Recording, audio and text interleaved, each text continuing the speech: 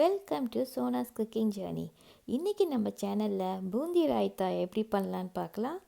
அதுக்கு முன்னாடி என் சேனலுக்கு சப்ஸ்கிரைப் பண்ணாதவங்க சப்ஸ்கிரைப் பண்ணுங்கள், கூட இருக்க பெல் பட்டனையும் ப்ரெஸ் பண்ணிக்கோங்க.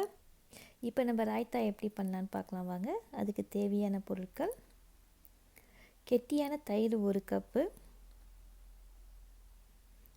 அரை கப்பு பிளெயின் பூந்தி, கடைகளில் பேக்கெட்டில் இது கிடைக்கும்,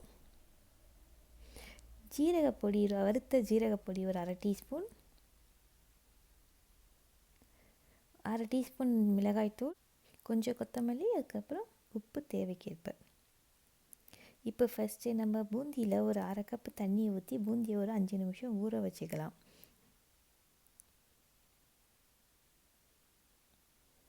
அப்புறம் ஒரு பாத்திரத்தில் நம்ம இப்போ எடுத்து வச்சுருக்க தயிரை சேர்த்துக்கோங்க.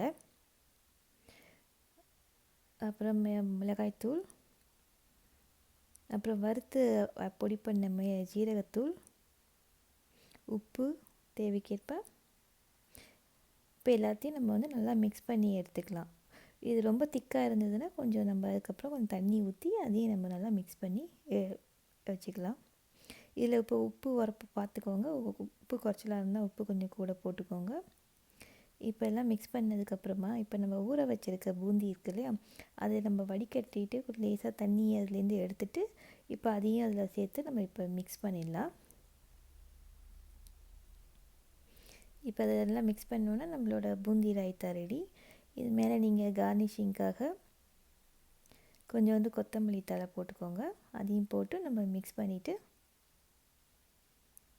இதை நம்ம இப்போ சர்வ் பண்ணிட வேண்டியதுதான். இது நம்ம north Indian style parotta, stuffed பரோட்டாலாம் பண்ணுறோம் இல்லையா, ஆலு பரோட்டா, அதெல்லாம் அதுக்குள்ள நல்ல ஒரு காம்பினேஷன் இது. இந்த ரெசிபியை நீங்களும் வீட்டில் ட்ரை பண்ணி பாருங்கள். ட்ரை பண்ணி பார்த்துட்டு பிடிச்சிருந்ததுன்னா உங்கள் ஃப்ரெண்ட்ஸுங்க கூட ஷேர் பண்ணுங்கள்.